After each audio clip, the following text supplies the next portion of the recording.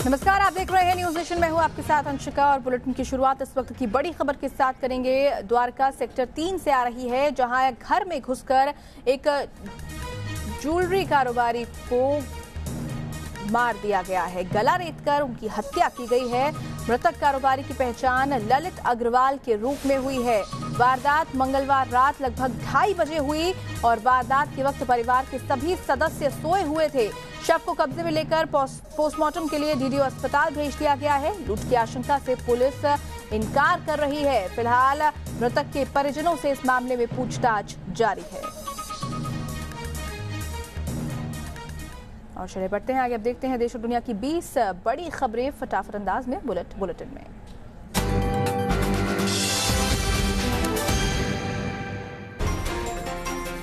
दिल्ली का नागलोई इलाका, गली के एक तरफ एक रिक्शा रुकता है। रिक्शे से माँ बेटी उतरती ही हैं कि बाइक सवार महिला की चेन पर झपट पड़ता है। इससे पहले कि बाइक सवार लुटेरे भाग पाते, महिला ने बाइक पर पीछे बैठे लुटेरे को इतनी तेजी से दबोचा कि बाइक अनियंत्रित होकर गिर पड़ी। दोनों लुटेरे बाइक से गिर गए। एक को महिला और उसकी बेटी ने दबोच लिया, जबकि दूसरा वहां से भाग निकला। लेकिन आसपास खड़े लोगों ने पकड़े गए लुटेरे की जमकर पिटाई कर दी। पुलिस ने जब इस लुटेरे से सख्ती से पूछताछ की तो इसने अपने पुराने जुर्म भी कबूल कर लिए। पुलिस ने इस लुटेरे की निशानदेही पर 3 चोरी की बाइक और चोरी के कई मोबाइल बरामद किए हैं। लुटेरों पर मर्दानी बनकर टूटी महिला की बहादुरी की हर कोई तारीफ कर रहा है।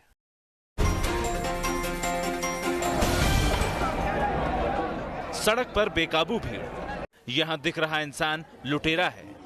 इलाके में जंगल राज है। हर दुकान लूटी जा रही है। पूरे शहर में आग लगी है। सैकड़ों गाड़ियां खाक हो चुकी हैं। ये तस्वीरें हैं साउथ अफ्रीका के जोहानिसबर्ग शहर की। वही जोहानिसबर्ग जिसकी गिनती दुनिया के सबसे शानदार शहरों में होती है, लेकिन अब ये शहर दंगों की चपेट में है। जोहानिसबर्ग में अफ्रीकी ट्राइब जुलू और बाहरी लोगों के बीच जबरदस्त संघर्ष चल रहा है। जुलू समुदाय से ताल्लुक रखने वाले लोग हर उस दुकान को लूट रहे हैं जो जुलू समुदाय के बाहर के आदमी की है। जिन दुकानों को नहीं लूटा जा सकता वहां आग लगा दी जा रही है। अब तक इस दंगे में 5 लोगों की मौत हो चुकी है और आने वाले दिनों में ये संघर्ष शांत होता नहीं दिख रहा है। तुम्हारे घर में भाई बहन नहीं, के साथ बदतमीजी कर रहे हो। ये जरा दिखाइए, इसकी जरा यूनिफॉर्म दिखा दीजिए इनको। ये देखिए, ये है इनका एटीट्यूड। ये पाकिस्तानी आर्मी का बेरहम चेहरा है।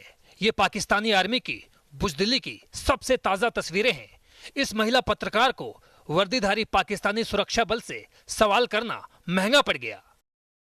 महिला रिपोर्टर के सवालों से नाराज होकर पाकिस्तान रेंजर के जवान ने महिला पत्रकार पर थप्पड़ों की बरसात कर दी। इस घटना का वीडियो सोशल मीडिया पर वायरल हो रहा है। तुम्हारे घर में भाई बहन नहीं, के साथ बदतमीजी कर रहे हो। ये जरा दिखाइए, इसकी जरा यूनिफॉर्म दिखा दीजिए इनको। ये देखिए, ये है इनका एटीट्यूड। ये है महिला पत्रकार को थप्पड़ मारने का ये वीडियो कराची का है, जहां ये महिला पत्रकार पुलिस हैरेसमेंट की घटना के बारे में सवाल जवाब कर रही थी, लेकिन सुरक्षाकर्मी भड़क गया। पहले तो उसने महिला पत्रकार को धक्का देकर हटाने की कोशिश की, लेकिन जब पत्रकार और उसका कैमरामैन अपने काम में जुटे रहे तो इस जवान ने पत्रकार को थप्पड़ जड़ दिया।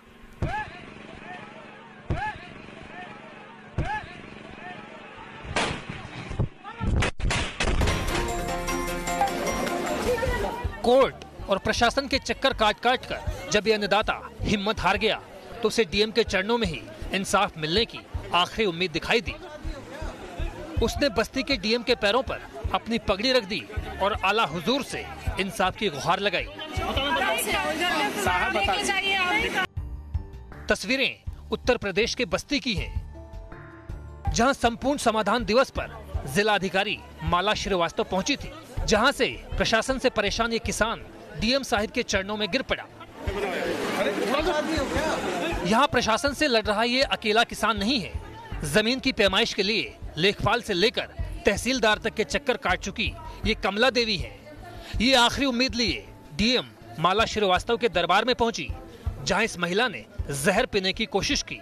दरअसल महिला का इल्जाम है कि जमीन की पैमाइश के लिए उससे लेखपाल और कानून को पैसे की डिमांड कर रहे हैं। समस्या के समाधान के लिए कमला देवी ने जेवर तक बेच दिए, लेकिन उससे और ज्यादा पैसे की डिमांड की गई। हालांकि अधिकारी अपने ऊपर लगे इन तमाम आरोपों से साफ तौर पर इनकार कर रहे हैं।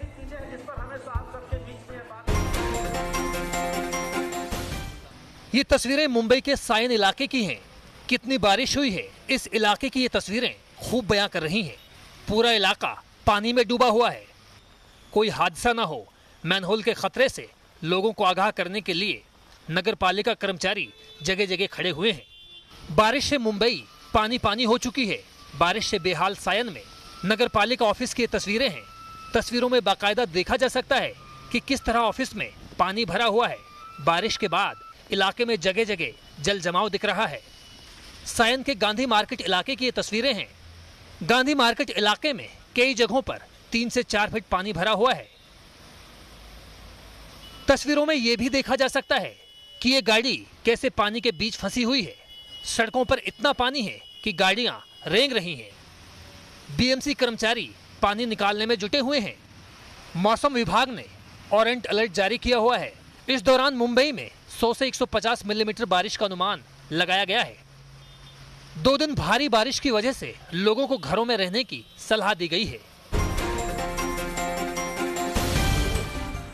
पीएम मोदी 2 दिन के रूस दौरे पर हैं, जहां वो आज रूसी राष्ट्रपति व्लादिमीर पुतिन से खास मुलाकात करेंगे।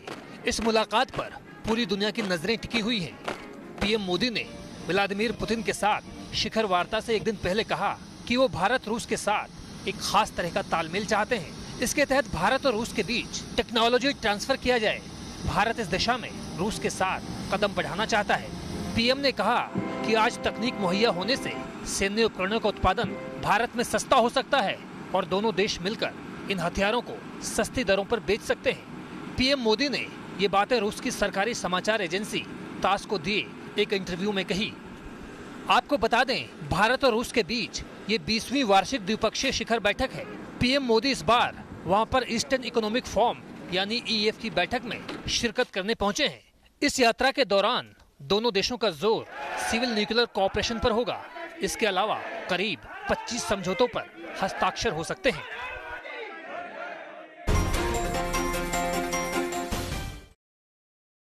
भीड़ के अत्याचार की ये तस्वीरें उत्तर प्रदेश के मुरादाबाद की हैं, जहां 2 युवकों की गुस्साई भीड़ ने जमकर पिटाई की। तस्वीरों में देखा जा सकता है कि कितनी बेरहमी से भीड़ युवकों को पीट रही है। दरअसल लोगों को शक था कि ये बच्चा चोर है, जिसके बाद इन युवकों को जमकर पीटा गया। सूचना पाकर पुलिस मौके पर पहुंची और युवकों को छुड़ाने की कोशिश की, लेकिन भीड़ इतनी उग्र थी कि पुलिस के सामने भी दोनों को लात घूंसों से पीटती रही। बड़ी मुश्किल से पुलिस ने इन्हें भीड़ से बचाकर अपने कब्जे में लिया। लोगों का आरोप है कि 5 लोग एक बच्चे को जबरदस्ती उठाकर ले जा रहे थे।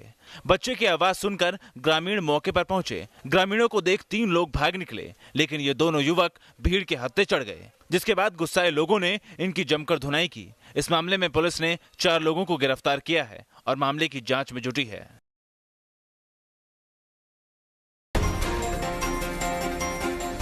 कश्मीर को लेकर सरहद पर भारत पाकिस्तान के तनाव के बीच आज करतारपुर कॉरिडोर पर दोनों देशों के बीच बातचीत होगी।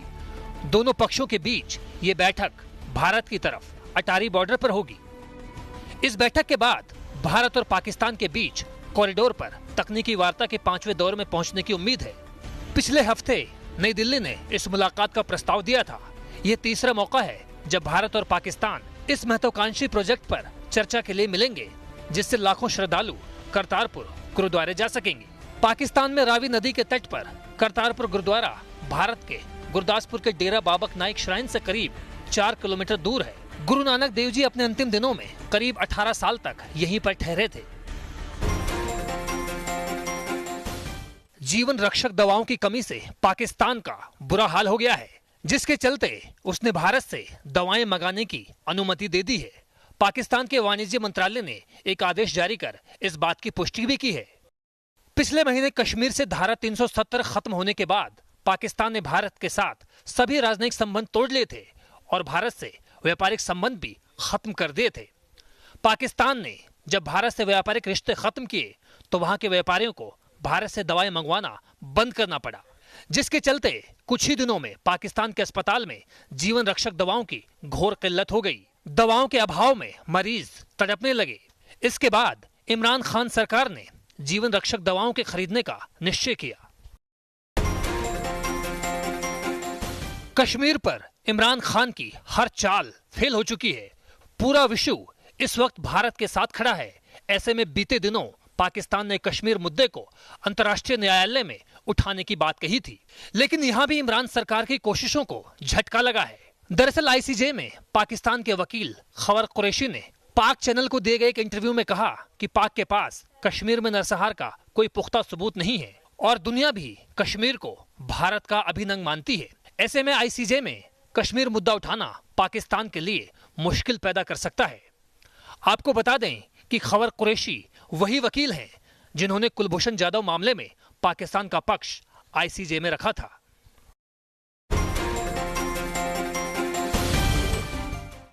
लद्दाख को ट्राइबल स्टेट का दर्जा देने के मुद्दे पर आज राष्ट्रीय अनुसूचित जाति आयोग, गृह मंत्रालय और जनजाति मामलों के मंत्रालय की बैठक होगी। आयोग के एक अधिकारी ने कहा कि सभी मंत्रालय लद्दाख को जनजातीय क्षेत्र का दर्जा दिए जाने पर बातचीत करेंगे। लद्दाख के लोग राज्य को ट्राइबल स्टेट का दर्जा दिए जाने की मांग कर रहे हैं। लद्दाख के भाजपा सांसद जमयांग त्रिसिंह ने अगस्त में जनजातीय मामलों के मंत्री अर्जुन मुंडा को दिए ज्ञापन में कहा था कि यह क्षेत्र मुख्य रूप से आदिवासी बहुल है, जिसमें आदिवासियों की आबादी 98% है। उन्होंने कहा था कि केंद्र सरकार द्वारा लद्दाख को केंद्र शासित प्रदेश बनाने के फैसले की घोषणा के बाद यहाँ की जनजातीय आबादी की सबसे बड़ी चिंता अपनी पहचान, संस्कृति, भूमि और इकोनॉमी की रक्षा करना है।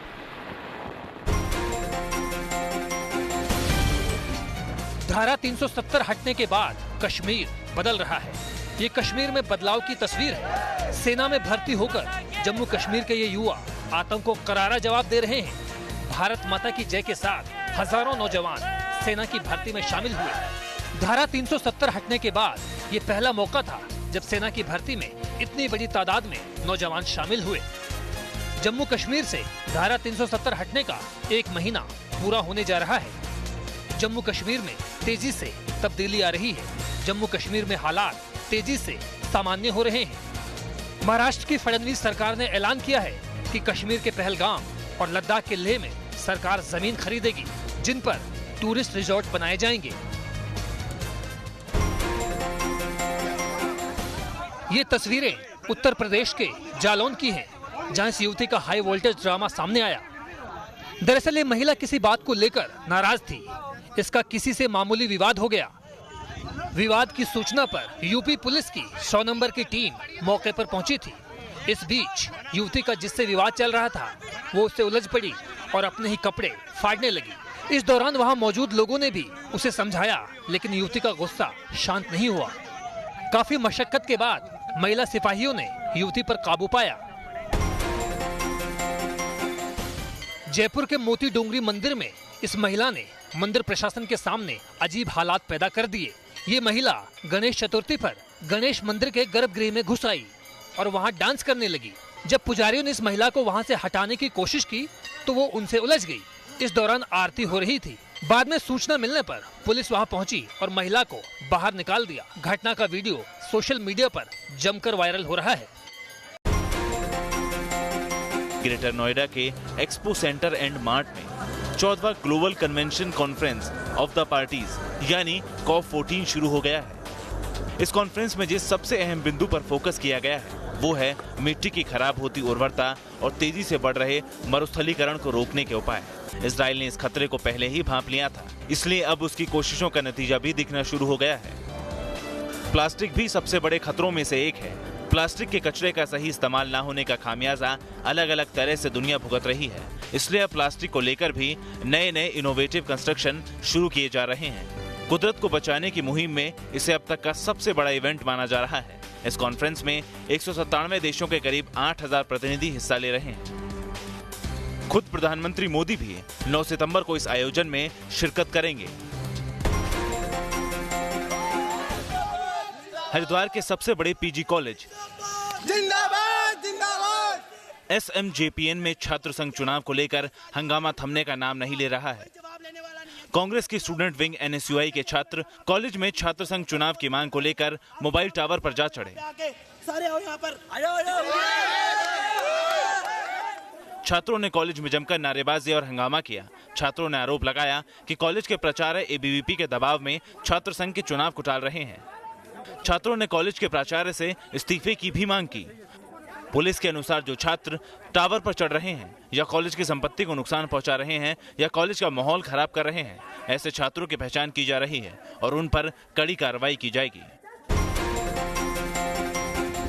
तबाही की तस्वीरें कैरेबियाई देश बहामास में आए भीषण डोरियन तूफान की है। हवा की रफ्तार देखकर आप अंदाजा लगा सकते हैं कि तूफान अपने साथ सब कुछ उड़ा ले जाने पर आमादा है। समंदर से उठी लहरों का पानी घरों के अंदर घुस चुका है। ये बहामास का एक पेट्रोल पंप था जो तूफानी हवाओं के आगे ढह गया। देखिए कैसे एक आदमी हवा के खिलाफ आगे बढ़ने की कोशिश कर रहा है, लेकिन तूफान की रफ्तार इतनी ज्यादा है कि एक कदम भी आगे बढ़ाना मुश्किल था। बहामास में 250 किलोमीटर प्रति घंटे की रफ्तार से तूफान आया और 5 लोगों को निगल गया। 13,000 घर तूफान की चपेट में आकर बर्बाद हो गए। अमेरिका में नेशनल हरिकेन सेंटर ने फ्लोरिडा और जॉर्जिया के तटीय इलाकों में सतर्क रहने की चेतावनी जारी की है। आशंका जताई जा रही है कि जब डोरियन अमेरिका से टकराएगा तो ये कैटेगरी 4 का तूफान बन जाएगा। 290 किलोमीटर की रफ्तार से चलती हवाएं, समंदर में उठती ऊंची ऊंची लहरें, 2 मंजिले घर की छत तक पहुंचा पानी, तूफान के चलते चारों तरफ बर्बादी के निशान, घर में लबालब पानी, तेज तूफान के चलते उड़ी घर की छत, घर के हर कमरे में बिखरे सामान, लोगों की चीख पुकार। कैरेबियाई देश बहामास में कुछ इस तरह डोरियन तूफान ने तांडव मचाया है। तूफान के गुजर जाने के बाद बहामास के निचले इलाकों में रह रहे ज्यादातर लोगों के घरों में लबालब पानी भरा हुआ है। घर का सामान पानी में बह रहा है। घर की खिड़कियां, छत सब तूफान की भेंट चढ़ गए हैं। डोरियन तूफान की दहशत से सहमे लोग अब अपनी आप बीती सुना रहे हैं। ये वीडियो एक शख्स ने अपने कमरे के अंदर से बनाया है। इस वीडियो में तूफान डोरियन के खौफ को देखा जा सकता है। खिड़की से बाहर तेज तूफान का शोर घर के अंदर तक सुना जा सकता है। तूफान और तेज बारिश की वजह से घर की खिड़की के करीब तक जलस्तर पहुंच चुका है। तेज तूफान अपने साथ सब कुछ उड़ाने पर आमादा है। सड़कों पर मटमैला पानी कुछ इस तरह दीवार के ऊपर से बहता हुआ रिहायशी इलाकों की तरफ बढ़ रहा है। जगह जगह सड़क का नामो निशान मिट चुका है। अब मिली जानकारी के मुताबिक बहामास के निचले इलाके में डोरियन तूफान का सबसे ज्यादा असर हुआ है। डोरियन तूफान की वजह से कम 5 लोगों की मौत हुई है। शुरुआती जानकारी के मुताबिक 13,000 मकानों को नुकसान पहुंचा है। बहामास के प्रधानमंत्री हुबर्ट मिनिस ने इस तूफान को अब तक का सबसे भयावह तूफान बताया है। लेकिन चिंता की बात यह है कि अभी भी डोरियन तूफान 4थी श्रेणी का बना हुआ है। अभी भी बहामास में 225 किलोमीटर प्रति घंटे की रफ्तार से हवाएं चल रही हैं और तेज बारिश हो रही है। उधर अमेरिकी मौसम विभाग के मुताबिक अगले 2 दिन तक डोरियन तूफान के खतरनाक बने रहने की आशंका है। Team news nation.